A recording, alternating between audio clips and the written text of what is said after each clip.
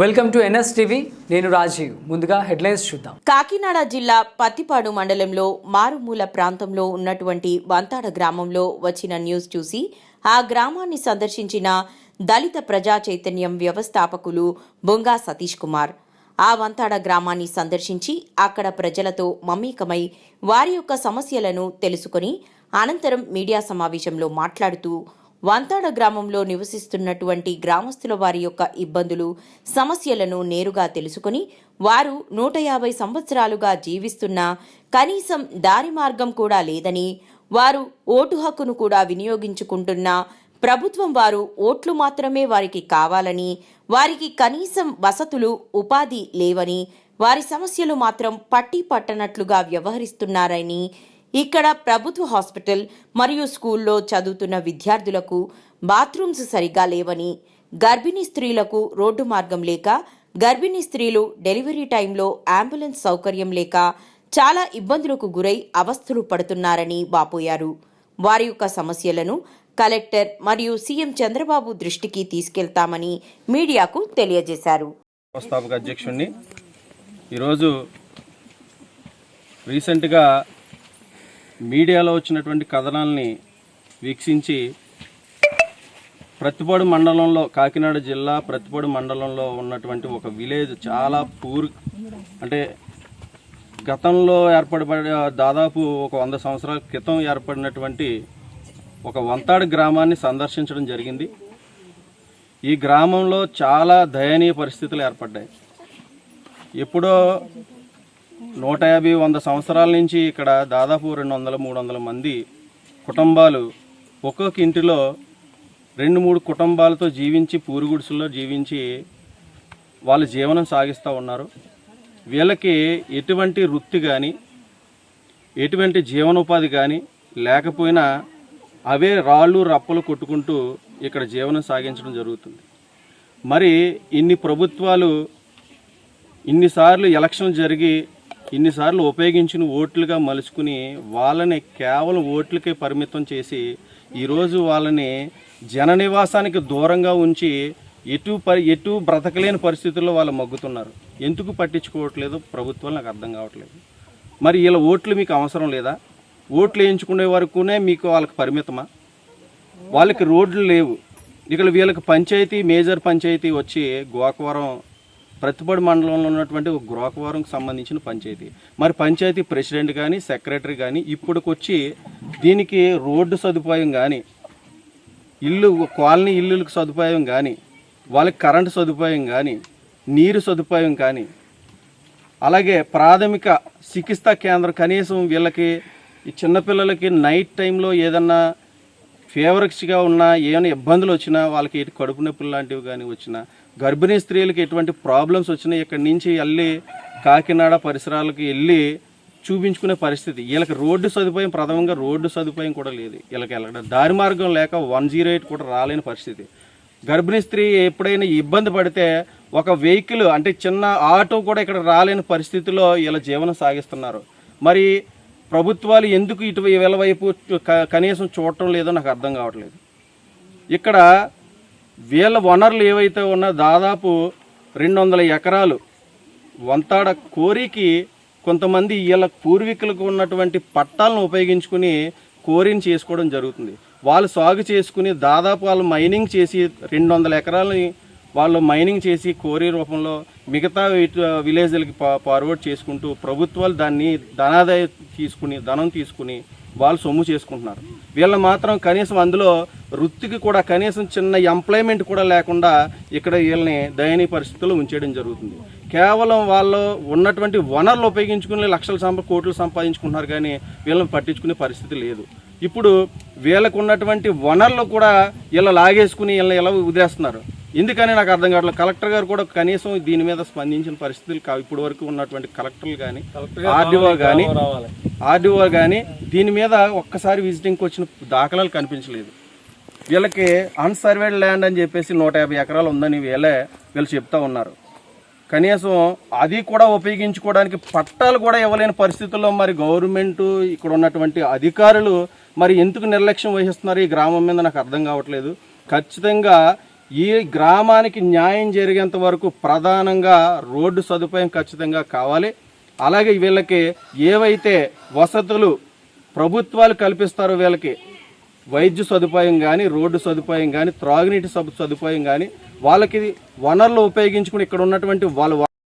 అలాగే మాకు ఇక్కడ రోడ్డు సదుపాయం కానీ, హాస్పిటల్ స్పెషలిస్ట్ కానీ, మాకు నిత్యావసరం తెచ్చుకోవడానికి మాకు రోడ్డు సదుపాయం అనేది లేదు.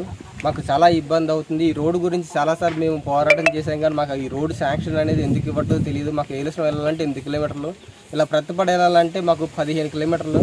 అయితే మాకు నిత్యావసరాలు దేనికైనా సరే రోడ్డు సదుపాయాలకి ఇదే హాస్పిటల్ స్పెషలిస్ట్ కానీ ఇదే ఏలూరు మాకు రోడ్డు ఎన్నోసార్లు ఫారెస్ట్ వాళ్ళకి మేము లెటర్లు పెట్టాము. మాకు ఫారెస్ట్ వాళ్ళు అబ్జెక్షన్ పెడుతున్నారు. కానీ ఫారెస్ట్ అబ్జెక్షన్ పెడుతున్నారు. ఇక్కడ మైనింగ్ చేసుకోవడానికి మనకి వాళ్ళకి బళ్ళు తిప్పుకోవడానికి పర్మిషన్ ఫారెస్ట్ వాళ్ళు ఎందుకు ఇస్తున్నారో తెలియదు. అలాగే ఫారెస్ట్ వాళ్ళు మాకు ఈ రోడ్డు కూడా శాంక్షన్ చేయాలని మేము కోరుకుంటున్నాం. ఫారెస్ట్ వాళ్ళు కూడా అలాగే కలెక్టర్ గారి దృష్టిలో కూడా ఇది మా రోడ్డు గురించి, మా గ్రామానికి అభివృద్ధి గురించి, అన్ని విషయాల గురించి మాకు అన్నీ జరిగేటట్టుగా చేయాలనేసి మేము కోరుకుంటున్నాం. మా వంతాడ గ్రామాల్లోన 100 సంవత్సరాల నుంచి 70 సంవత్సరాల నుంచి మాకు 70-60 సంవత్సరాల నుంచి అన్సర్వ్డ్ ల్యాండ్ మేము సాగు చేసుకొని సాగు చేసుకొని పట్టాలు పెట్టుకున్నాక మాకు ఏ గవర్నమెంట్ కూడా మాకు పట్టాలు ఇవ్వలేదు. ఆ పట్టాలు ఇవ్వక మాకు ఎన్నో ఇబ్బందులు పడతాం. అక్కడ సాగు చేసుకొని జీడిమడ తోటలు వేసుకొని పంట పండించుకున్నాం తప్ప కానీ మాకు ఏది కూడా మాకు పట్టా రూపంలో ఏది కూడా ఇప్పుడు వచ్చి ఏ గవర్నమెంట్ చేయలేదు.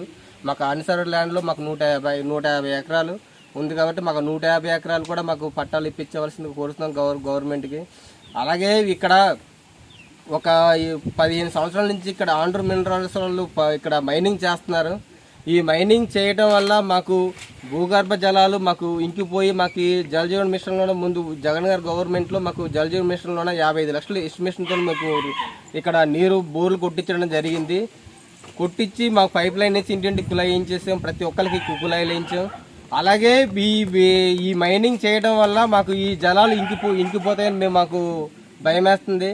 దానివల్ల ఈ మైనింగ్ కోసం గవర్నమెంట్ కూడా యాక్షన్ తీసుకోవాల్సింది కోరుతున్నాం. తర్వాత మైనింగ్ జరుగుతుంది కానీ ఇక్కడ ఊర్లోన గ్రామస్తులకి ఒక ఉపాధి కానీ, ఇక్కడ హాస్పిటల్ స్పెషలిస్ట్ కానీ, మా ఊరికి ఏదైనా చేయవలసిన పనులు కానీ ఏది కూడా చేయట్లేదు మైనింగ్ వాళ్ళు. అలాగే ఇక్కడ మా ఊర్లో చదువుకున్న పిల్లలు కానీ లేకపోతే ఖాళీగా ఉన్న పిల్లలు కానీ మాకు బయటకు పోయి కాకినాడ, రాజమండ్రి బతుకుతున్నారు తప్ప కానీ ఈ మైనింగ్ వాళ్ళు మాకు ఏ ఉపాధి కూడా కల్పించట్లేదు. బయట నుంచి వచ్చిన వాళ్ళకి ఆప్షన్స్ ఇస్తున్నారు తప్ప కానీ మా ఊర్లో వాళ్ళకి ఎలాంటి ఉపాధి అనేది లేదు. మాకు ఈ మైనింగ్ తరపించి కూడా కొన్ని ఇబ్బందులు ఉన్నాయి.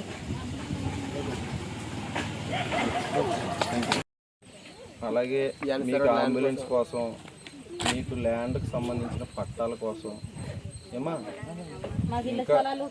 అదేనమ్మా ఇప్పుడు ఇళ్ల స్థలాల కోసం ఇల్లు కట్టుకుంటారంటే ఒకే ఇంట్లోనే ఎంతమంది నివసిస్తారమ్మా? ఒకే ఇంట్లో 2-3 ఫ్యామిలీస్ ఉంటాయండి. ఒక ఇంట్లో టాటా కంపలో 2-3 ఫ్యామిలీస్ ఉంటాయండి. పట్టలేనండి, వేరే వాళ్ళది వాళ్ళు తీసుకోమంటే తీసుకోవాలండి. ఆ స్థితిలో ఉన్నానండి. ఇక్కడ నుంచి గ్రామ కంట వెనక్కి కొద్ది గ్రామ కంట వాళ్ళు అబ్జెక్షన్ పెట్టండి. ఒక 2 ఎకరాలు గ్రామ కంట వాళ్ళు. ఇక్కడ మధ్యలో కొద్దిగా రైతులకు సంబంధించింది ఉంది. ఇళ్ల స్థలాలకు ఇచ్చారు, ల్యాండ్ ఏమైనా చూపించారు మనకు చూపిస్తే అది చెప్తుంది కదా మైనింగ్ వాళ్ళ పేరు మీద లీజ్ అంటే వాళ్ళ పేరు మీద అది కాకుండా వేరే చూపించలేదు. మొత్తం అంతా ఈ తప్పించి మొత్తం అంతా ఆధీనంలో ఉంది. ఈ అన్సర్వ్డ్ ల్యాండ్ మాత్రం లేదండి. అన్సర్వ్డ్ ల్యాండ్ 150 ఎకరాలు లేదండి. అది ఫారెస్టల్ అధీనంలో ఉంది. అది ఫారెస్ట్ అధీనంలో లేదు, వాళ్ళకి సంబంధం లేదండి. సర్వే అవ్వలేదు. అది సర్వే చేసి ఒక పూర్ భూమి కింద గవర్నమెంట్ వదిలేసిందండి. అప్పుడు పండించుకొని మాకు నెంబర్ ఉందా? దానికి సర్వే నెంబర్ ఉందా? దానికి సర్వే నెంబర్ లేదండి. పూర్ భూమి కింద వదిలేసిందండి గవర్నమెంట్. అది ఫారెస్ట్ కూడా కాదండి. ఫారెస్ట్ కూడా మాది కాదండి. వీళ్ళకి పట్టాలు ఇవ్వడానికి సోర్సెస్ 60 ఎకరాలు 150 ఎకరాలు ప్లీజా లీజ్ పెట్టి క్యాన్సిల్ అవుతుంది. ఈ 150 ఎకరాలు కలెక్టర్ గారితో మాట్లాడి మీకు రప్పించే ప్రయత్నం మేమైతే ఖచ్చితంగా చేస్తాం. కలెక్టర్ గారి దృష్టిలో పెడతాం ఇదంతా. అయితే మీరందరూ కూడా శ్రమ అనుకోకుండా కాకినాడ మాత్రం ఒకసారి కలెక్టర్ ఆఫీస్ దగ్గరికి పిలుపునిస్తాం. అన్ని కూడా కాగితాలన్నీ రెడీ చేస్తారంటే అందరూ కూడా పిల్లలతో సహా, చిన్న పిల్లలతో సహా అందరూ రావాలి. అందరూ వచ్చి అక్కడ మనం మీరు వస్తే ఈ సమస్యల మీద పోరాటం చేస్తాం. కానీ ఇందులో మేము చేస్తున్న పోరాటంలో మళ్ళీ సగం మంది ఒక నిమిషం అమ్మా కూడా ప్రతి ఇంటికి కూడా ఇంటి పట్ట వస్తుందండి. పట్ట వస్తుంది. నేను అదే అంటుంటా. అంటే సమస్య మాదండి. మీరు మాకు పని చేసి పెడతా అంటున్నారు. అది మాకు కాదనుకుంటే మేమే నష్టపోతారు. మేము అదేముంది మేము ఎలా కూడా కల్పించాలని చెప్పేసి డిమాండ్ చేస్తూ ఉన్నాం. లేని పక్షంలో ఇక్కడే కాకినాడ జేఏసీకి సంబంధించిన కానీ కాకినాడలో ఉన్న నాయకులందరినీ కలుపుకుని మేము ఇక్కడ దీక్ష చేపడతామని చెప్పేసి ఈ మీడియా ముఖంగా తెలియజేస్తున్నాం. వీళ్ళకి వచ్చే ప్రతిదీ వీళ్ళకి రావాలి. లేని పక్షంలో ఇక్కడ ఖచ్చితంగా దీక్ష చేపట్టి ప్రభుత్వాన్ని ఇక్కడికి రప్పించే ప్రయత్నం కూడా చేస్తామని చెప్పేసి ఈ మీడియా ముఖంగా తెలియజేసుకుంటూ ఖచ్చితంగా మరి కాకినాడ కలెక్టర్ గారు మేము ఒకటే కోరుకుంటున్నాం.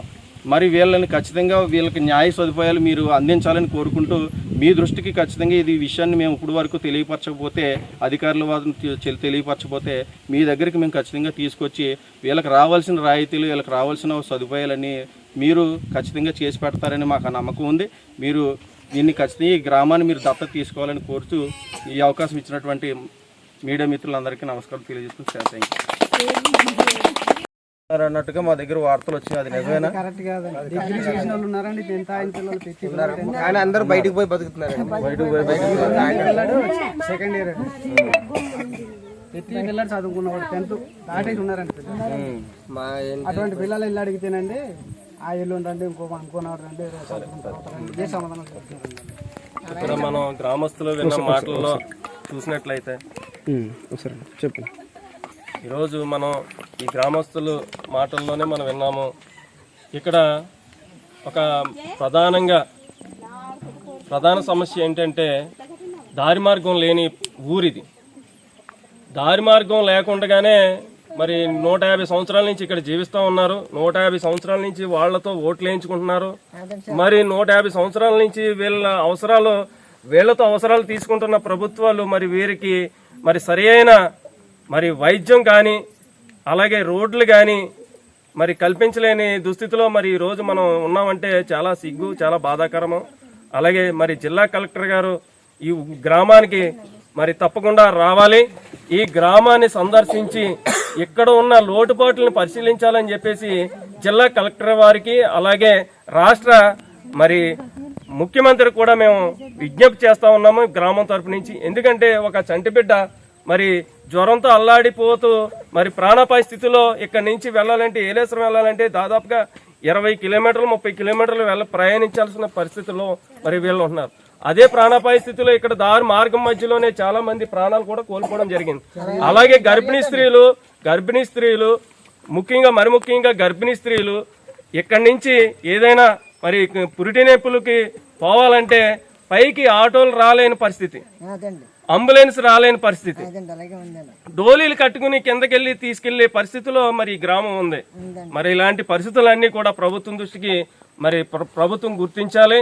ఈ గ్రామాన్ని గుర్తించి ఈ గ్రామానికి తగిన సౌకర్యాలను అందించాలని చెప్పేసి సందర్భంగా తెలియజేస్తా ఉన్నాము. దీని మీద ఖచ్చితంగా మరి నాయకులు మరి బొంగా సతీష్ గారు అలాగే ఇతర నాయకులు జేఏసీతో కలిపి ఖచ్చితంగా పోరాటం అయితే చేస్తాము. ఈ పోరాటానికి మరి నాంది పలుకుతున్నామని చెప్పేసి సందర్భంగా తెలియజేస్తున్నాము. ఇది ఖచ్చితంగా ఈ యొక్క గ్రామాన్ని సందర్శించి ఇక్కడ మరి లోటుపాట్లన్నింటిని కూడా పరిశీలించి గ్రామానికి అభివృద్ధి చేయాలని చెప్పేసి సందర్భంగా తెలియజేస్తున్నాం. అంతేకాదు 150 ఎకరాల పోడు భూమి ఉంది. ప్రతి గ్రామానికి ప్రతి ఇంటికి మరి 2-3 కుటుంబాలతో చిన్న గుడిసెలో మరి జీవిస్తూ ఉన్నారు. దాంట్లో కూడా ల్యాండ్ ఎక్విజిషన్ చేసి ప్రతి ఒక్కరికి కూడా మరి రేషన్ కార్డు కలిగి ఉన్నటువంటి ప్రతి ఒక్కరికి కూడా 3 సెంట్లు భూమిని మరి ఇప్పించాలని చెప్పి ప్రభుత్వం ఇప్పించాలని చెప్పేసి సందర్భంగా కోరుతా ఉన్నాం. ఎందుచేతనంటే ఒక ఇంట్లో చిన్న పూరు గుడిసెలో 3 నుంచి 4 కుటుంబాలు మరి ఈ రోజుని జీవిస్తున్న పరిస్థితి ఇక్కడ ఉన్నది. కానీ వాళ్ళకు కూడా మరి ఎంత దయనీయ పరిస్థితిలో మరి వాళ్ళు ఒక పూరు గుడిసెలో 3 కుటుంబాలు జీవిస్తున్నాయంటే ఈ రోజుల్లో మనం మరి చాలా బాధాకరమైన విషయం. అలాగే ఒక్కొక్క కుటుంబానికి 3 ఎకరాల నుంచి 4 ఎకరాలు సుమారు 100.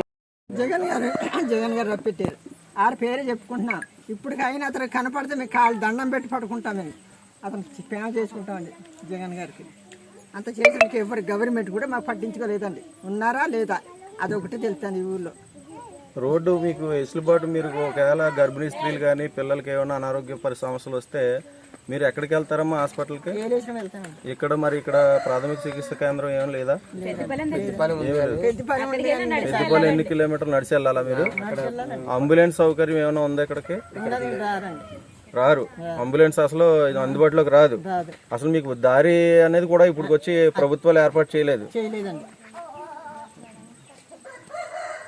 అదే ఆ ఇబ్బందికి మేము ఇలాగ అయిపోతున్నామండి. పిల్లలు తీసుకెళ్దామంటే బాధ. ఇప్పుడు మీరు ఇక్కడ ఏ వృత్తి చేసుకుని బ్రతుకుతారమ్మా? ఏం చేసుకోండి, కొండ కొట్టు బతలేమండి. కొండ కొట్టుకుని బతకడమే. అది కూడా మీరు ఇక్కడ అమ్ముకునే పరిస్థితి లేదు. మీరు ఇతర ప్రాంతాలకు వెళ్ళి దాన్ని మీరు అమ్ముకుని చేసుకుని బతకాలి. లేకపోతే లేదు. పిల్లలు చదువుకోవడానికి వెసులుబాటు ఏమైనా కల్పించారమ్మా ప్రభుత్వాలు ఏమైనా? అది కూడా లేదు. మరి ఇక్కడ ఉన్న వనరుల్ని కొంతమంది దోచుకుని తింటున్నా గానీ మీకు ఇక్కడ ఉద్యోగాలు ఇచ్చారు? అందులో ఎవరికి ఇవ్వలేదు. ఒక్క కుర్రోడు మాట బతున్నాడు, చేసుకున్నాడు ఆ కుర్రోడు జాబ్. ఒక్క కుర్రోడు ఎవరికి ఇవ్వలేదు. మరి ఎందుకు ఇవ్వలేదు? అందులో లేబర్ గా కూడా కనీసం పని పెట్టుకోవడం కారణం ఏంటమ్మా? ఏమండి మరి మేము పెట్టుకున్నా మాకు ఇవ్వరు. ఆ కింద వాళ్ళు వచ్చి బతుకుతున్నారండి. కింద వాళ్ళు వేరే వాళ్ళు వచ్చి బ్రతుకుతున్నారు. ఇప్పుడు ఇంత వనరులు వాళ్ళు గవర్నమెంట్కి ఏదో ఒక ట్యాక్స్ కట్టుకుని ఏదో చేసుకుంటున్నారు. మరి మీకు ఒక రేషన్ కార్డు హోల్డర్ కి ఎంతో కొంత జీవనోభివృద్ధి కల్పించాలి కదా కోరి వాళ్ళు. అది కూడా లేదు. మరి కింద ఎవరో చెప్తున్నారు, మాకు వేరే వ్యక్తులు ఎవరో చెప్తున్నారు, ప్రతి ఇంటికి మేము ప్రతి సదుపాయాలు మేము ఇస్తున్నాము, ఇల్లు కట్టాము, వాళ్ళు ప్రతి ఒక్కరూ మా దాంట్లో కోరిలో పని. శివప్రసాద్, నేను మాల మహానాడు జాతీయ ప్రధాన కార్యదర్శిగా పనిచేస్తూ ఉన్నాను. ఈరోజు ప్రతిపాడు మండలం వంతాడ గ్రామంకి ఈరోజు రావడం జరిగింది. మొన్న న్యూస్లో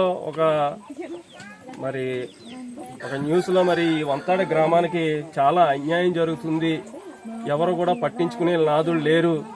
ఇక్కడికి చంద్రబాబు నాయుడు దగ్గర నుంచి, పవన్ కళ్యాణ్ దగ్గర నుంచి, చిరంజీవి దగ్గర నుంచి అందరూ రావడం జరిగింది. కానీ 150 సంవత్సరాల చరిత్ర గల ఈ యొక్క వంతాడ గ్రామం చుట్టూ ఉన్న సంపద, కోట్లాది రూపాయల సంపదను దోచుకుంటున్న పెత్తందారీ వ్యవస్థలో మరి ఈ యొక్క గ్రామంలో ఉన్నటువంటి 40 మంది మరి పట్టాదారులు ఎవరైతే ఉన్నారో ఆ పట్టాల్లో ఉన్నటువంటి 200 ఎకరాల సుమారు ఈ గ్రామం నుంచి తీసుకుని ఈ గ్రామానికి కనీస మౌలిక సదుపాయాలు కూడా కల్పించలేని దుస్థితి మరి ఈ రోజున మనం చూస్తా ఉన్నాం. ఎందుకంటే 150 సంవత్సరాల చరిత్ర గల మరి ఈ యొక్క వంతాడ గ్రామం మనకి స్వతంత్రం వచ్చి 78 సంవత్సరాలు అవుతున్నాయి. ఇక్కడికి ఇంకా పూరి గుడిసెలు, అలాగే మురికి కాలువలు, మురికి రోడ్లు మనం ఇక్కడ చూస్తూ ఉన్నాం. ప్రధానంగా కనీసం ప్రతి మనిషికి ఒక హక్కులు అనేవి సహజంగా ఉంటాయి.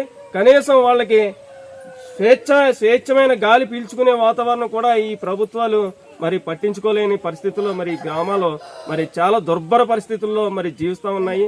మరి వాళ్ళ మాటల్లోనే మనం ఆలకిందాం. పెద్దమ్మ గారు, మీ పేరు చెప్పండి.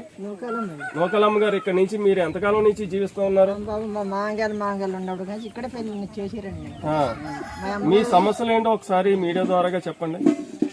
మా సమస్యలు ఏంటంటే మాకు ఏదైనా ఇప్పుడు గవర్నమెంట్ పట్టించుకోలేదండి మా ఊళ్ళో. అంటే పిల్ల వచ్చినా ఏది వచ్చినా నడిచిపోవాలి, లేకపోతే బండ్లు ఉన్న వాళ్ళు బండ్లతో పోతున్నారు. మాకేం లేవు కదా, ఇంకా అలా ఉండిపోవడం మాత్రం కోరి కాడికి వెళ్ళి దిగితే కొంత బయటకు దింపుతున్నారు అంతే. మాకేం సైపాయం చేయలేదు, కోరి పోలేదు అంతేనండి. మాకేం నీళ్ళు సైపాయం లేదు. బోర్లు కొట్టేస్తాం, ఇది చేస్తాం, రోడ్డు చేస్తాం అన్నారండి.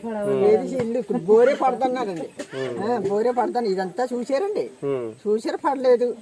ఇదే తిరిగేసి వచ్చేసి పోరు. మరి ఇప్పుడు ఎందుకు పడ్డాయండి? పర్లేదండి. పంచాయతీకి వచ్చే నిధులు అయినా సరే మా ఊర్లో ఏదైనా ఒక రూపాయిని ఖర్చు పెట్టదు కదండి. ఇప్పుడు వచ్చి ఏది కూడా పంచాయతీ నిధులు అనేది ఖర్చు పెట్టలేదు.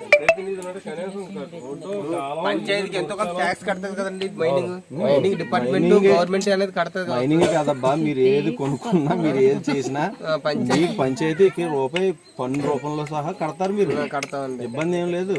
ఏ ఒక్క రూపాయి కూడా పంచాయతీ నుంచి అనేది లేదండి. తర్వాత ఇంకో విషయం చెప్పడం మర్చిపోయానండి. ఇక్కడ మేము బోర్లకి ఎన్నో కష్టాలు పడి మేము వర్క్ చేయించుకోవడం చెప్పాం కదండి. ఇది దానికి మోటార్లు పెట్టలేదు, దానికి మీరు కరెంట్ బిగించుకుంటే మోటార్లు పెట్టలేదు, దాన్ని తీసేస్తాం, మేము మోటార్లు బిగించిపోతే దానికి కనెక్షన్ కట్ చేస్తాం అనేసి ఈ కరెంట్ వాళ్ళు చేసి మాకు నాకు చెప్పేసి వెళ్ళారండి. మీరు మోటార్లు పెట్టించండి అనేసి పంచాయతీలు చెప్తే పంచాయతీలు పట్టించుకోవట్లేదండి. ఎలక్ట్రికల్ సంబంధించిన మోటార్ ఈ బోర్లు కొట్టించి గవర్నమెంట్ నుంచి కొట్టించారండి. జలజీవన్ మిషన్ లోన మోటార్లు కొట్టించామండి, బోర్లు కొట్టించామండి. దానికి మోటార్లు పెట్టలేదు. ఆ మోటార్లు పెట్టలేదు, అదే మోటార్లు పెట్టారు కానీ దానికి అది మీటర్ ఉంటది కదండి, మీటర్ కనెక్షన్ అనేది ఇవ్వలేదండి. 160 ఎకరాలు అన్సర్వేడ్ ఉందండి. తర్వాత ఒక 200 ఎకరాలు ఫారెస్ట్ ప్రతి వాళ్ళకి దానివల్ల ఉంది. అది ఒక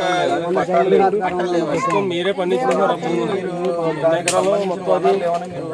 ఎన్ని ఎకరాలు మీ ఆధీనంలో ఉంది? గిరమట తోట ఉన్నాయండి. ఒక్కొక్కరికి 3 ఎకరాలు అన్సర్వేడ్లో ఉన్నామండి. వాటికి పట్టాలు వస్తే హ్యాపీ మన పట్టాలు కావాలి. తర్వాత ఇక్కడ నివాసానికి దూరంగా మీరు అందరూ దాదాపు 200 మంది బ్రతుకుతున్నారు. ఏ ఊర్లో ఉన్నది భూమి? అది భూమి ఇక్కడ ఉందండి. ఇదిగండి అదంతా పట్ట భూమి, ఇదంతా పట్ట భూమే, పట్ట భూమి అండి. సపోజ్ మీరు ఇక్కడ నుంచి ఎన్ని ఎకరాలు చేసుకున్నారు మొత్తం? 150 ఎకరాలు. ఏ గోకవరం షిఫ్ట్ అవుతానంటే ఇది కూడా పెట్టేస్తా. 150 ఎకరాలు ఇల్లు కట్టించారు. మైనింగ్ ఆల్రెడీ ఊరు దింపేద్దాం కాలేజీ నుంచి మైనింగ్ ఇల్లు కట్టించారు. అంటే మమ్మల్ని దింపారంటే రేపు పొద్దున వాళ్ళు మాకు 3 నుంచి 4 ఎకరాలు ఇది ఖాళీ చేసేస్తారు. మేము దిగాలంటే మాకు కింద మాకు 100 ఎకరాలు కొనేసి ఇవ్వాలండి. మనిషికి 1 ఎకరం భూమి ఉండాలి కదా ఎకరానికి. ఉండాలి. 150 ఎకరాలు కనీసం ఒక కుటుంబానికి 1 ఎకరం ఇచ్చినా మీకు ఇబ్బంది ఉండదు. అంతే కదా, అవన్నీ మీకు తెచ్చుకోవచ్చు. మెయిన్ సమస్య ఇది అన్సర్వేడ్ ల్యాండ్ అని చెప్పారు కదా. అన్సర్వేడ్ ల్యాండ్ 150 ఎకరాలు అన్సర్వేడ్ అండి. అది కోడ్ భూమి కింద వదిలేసిందండి గవర్నమెంట్. అదంటే 60-50 సంవత్సరాల క్రితం అలాగా కోడ్ భూమి కింద వదిలేసిందండి. అది ఫారెస్ట్ కూడా కాదండి, అన్సర్వేడ్